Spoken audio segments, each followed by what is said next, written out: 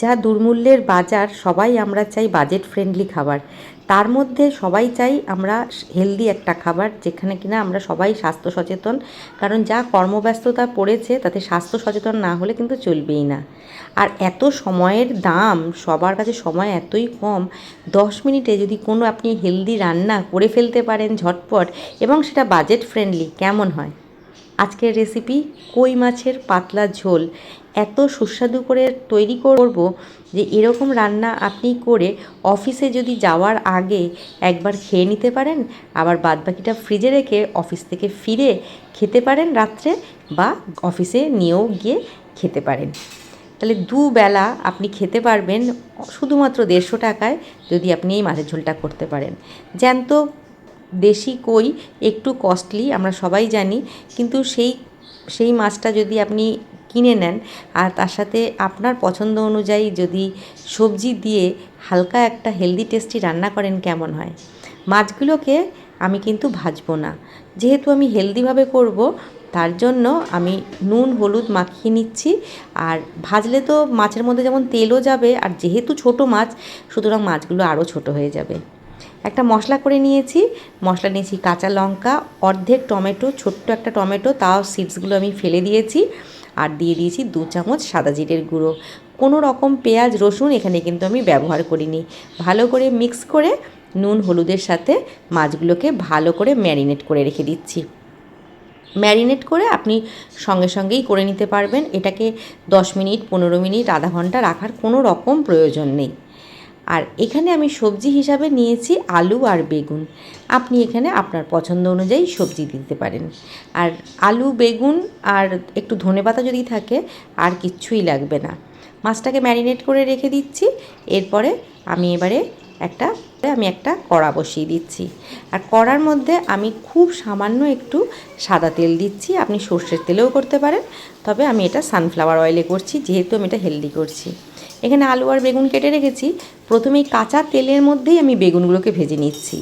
বেগুন ভাজতে কিন্তু খুব তেল লাগে, তার জন্য গরম তেলে কখনোই বেগুন ভাজবেন না। ঠান্ডা তেলের মধ্যেই বেগুনটা ভেজে নেবেন, তাহলে তেল অ্যাবজর্বও করবে না।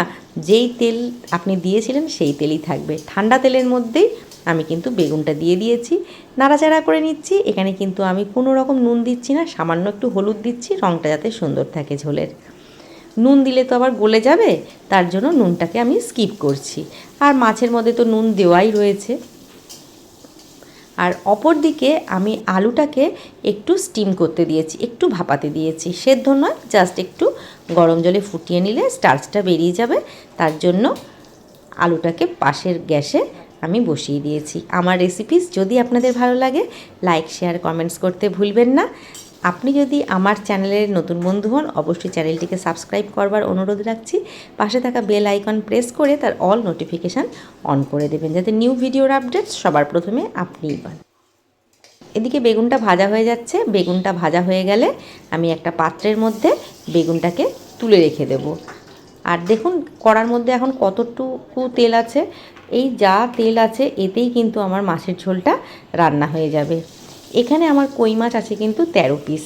এই 13 পিস মাছ এইটুকু তেলেই যথেষ্ট। এদিকে দেখুন আমার আলুটাকেও বেশ সুন্দর ফুটিয়ে নিচ্ছি। ওই তেলের মধ্যে একটু কালো জিরে ফোড়ন দিয়ে দিয়েছি, আর দিয়ে দিচ্ছি এবারে আলুগুলোকে দিয়ে একটু নাড়াচাড়া করে ভেজে নিচ্ছি। যেই তেল আছে সেই তেলেই কিন্তু হয়ে যাবে। আমি বারবার বলছি একই কথা, যেহেতু এটা আমি হেলদি এমন টেস্টি করছি। আর এই রান্নাটা চাপিয়ে আপনি 10 মিনিটের মধ্যে তো হয়েই যাবে।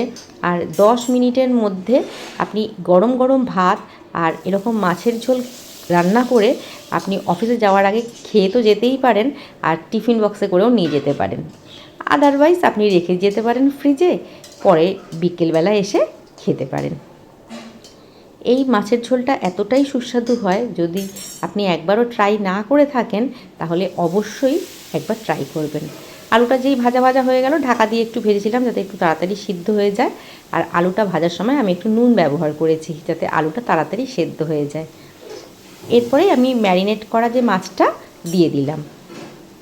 দিয়ে এবারে কিন্তু আমি বেশি নাড়াচাড়া করব না, যেহেতু অল্প তেল রয়েছে, তার জন্য বেশি নাড়াচাড়া করলে তো মাছগুলো ভেঙে যেতে পারে বা মাছের গায়ের চামড়াটা উঠে যেতে পারে।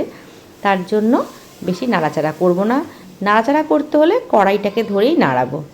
আর একটু জল দিয়ে দিলাম, গরম জল পাশে করে রেখেছিলাম, গরম জলটা কিন্তু দিয়ে, মশলা ধোয়া জল দিয়ে আমি দেখুন একটু বেশি পরিমাণেই জল দিয়েছি। এবারে ফুল স্টিমে এটাকে আমি ফোটাবো। আর হালকা হালকাভাবে মাছগুলোকে একটু এপিট ওপিট করে আমি দিচ্ছি। আর যদি মনে হয় যে না এপিট ওপিট করতে গেলে ভেঙে যেতে পারে, কোনো দরকার নেই। জলটা শুকোলে একটু কড়াইটাকে ধরে নেড়ে দেবেন। কড়াইটাকে ধরেই হালকাভাবে নেড়ে দিচ্ছি। আর যখন জলটা মোটামুটি ভালো শুকিয়ে গেছে, সামান্য জল আছে, তখন আমি মাছগুলোকে ধরে একটু একটু করে নাড়িয়ে দিচ্ছি। দেখুন আমার সুন্দর মশলাটা কষেও গেছে, দেখুন হালকা জলও রয়েছে, সামান্য জল রয়েছে। এবারে এই রকম পর্যায়ে যখন জলটা রয়েছে, তখন এই পর্যায়ে আমি বেগুনটাকে দিয়ে দেব। কারণ বেগুনের মধ্যে তো তেল রয়েছে, মশলা তো যায়নি, তাতে শুধু বেগুনটা ভাজা ভাজা হবে। মশলা গেলে মাছের ঝোলটা আরও অনেক বেশি টেস্টি হবে। দেখুন হালকা হালকা করে আমি মাছগুলোকে একটু উল্টে উল্টে দিচ্ছি। আর মাছগুলোকে না ভাজার জন্য মাছগুলো যেরকম সাইজ ছিল ঠিক সেরকমই আছে, মাছগুলো চিপসে যায়নি। আর নয়তো কেউ তো মাছগুলো চুপসে যেত তেলে বেশি করে ভেজে নিলে, আর তেলটাও আপনার শরীরে বেশি যেত। তার জন্য না ভেজে আপনি যদি এরকম মাখিয়ে, মশলা মাখিয়ে ম্যারিনেট করে মাছের ঝোলটা করেন, খেতে কিন্তু অস্বাভাবিক সুন্দর হয়। ওপরে আমি বেগুন ভাজাটা দিয়ে দিচ্ছি, দিয়ে একটু গরম জল করেই রেখেছিলাম, আমি গরম জলটাকে দিয়ে এবারে কিন্তু স্টিমটাকে আমি আস্তে করে দেব। এবার এই ঝোলটা ফুটে উঠলেই আমার মাছের ঝোল রেডি হয়ে যাবে। আর এই পর্যায়েই আপনার যতটুকু জলের প্রয়োজন আপনি ততটা জল দিয়ে দেবেন।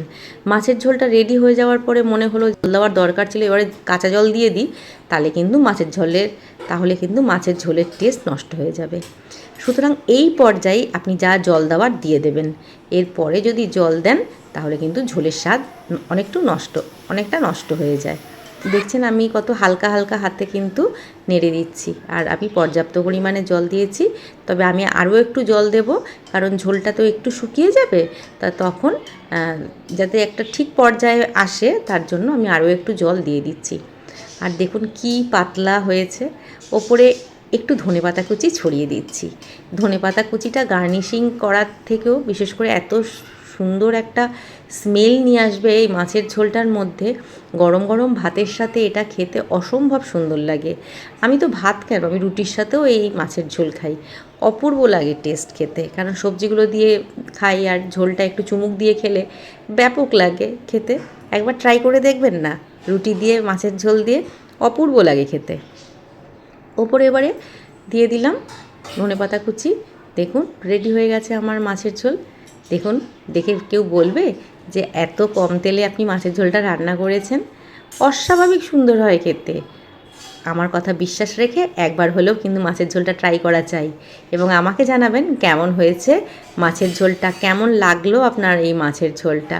গরম ধোয়া ওঠা ভাতের সাথে এরকম পাতলা মাছের ঝোল যদি খান, আর তার সাথে সুন্দর নরম আলু বেগুন, তার একটা টেস্ট আর ফ্লেভার ধনেপাতা, অপূর্ব। তাহলে আজকের মতন এই পর্যন্ত, আবার দেখা হবে নতুন ভিডিও নতুন রেসিপির সাথে। ততক্ষণ ভালো খান, সুস্থ থাকুন, শুভ চিন্তা করুন। নমস্কার, ধন্যবাদ।